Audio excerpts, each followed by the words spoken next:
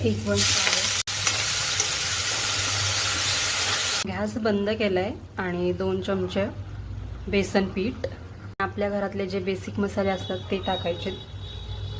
धना पावडर टाकले मी ते 2 चम्मच, मिरची पावडर तुम्हाला जेवढे तिखट पाहिजे तेवढं, हळदी पावडर, शेंगदाणा. आता हे सगळं मिक्स करून घ्यायचं. गॅस बंद ठेवलाय आणि मिक्स करते सगळं.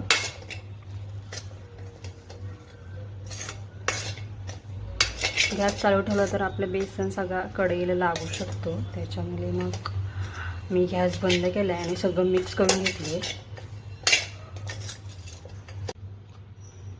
दही घेतले 2 चम्मच आणि ते चांगलं व्यवस्थित फेटून घ्यायचं.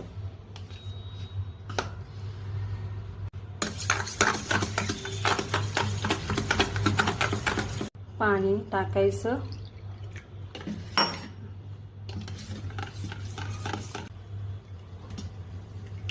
गॅस बंदच आहे. हा सगळं ओतून घ्यायचा. तुम्हाला जेवढं पाणी पाहिजे तेवढं ॲड करायचं त्याच्यामध्ये.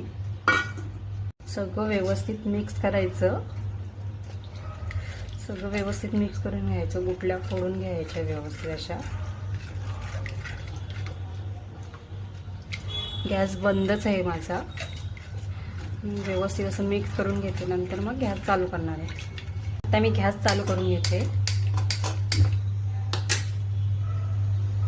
थोडंसं पाणी ॲड करते आणि सतत हलवून घ्यायचं, नाहीतर दही फाटून जाईल आपलं.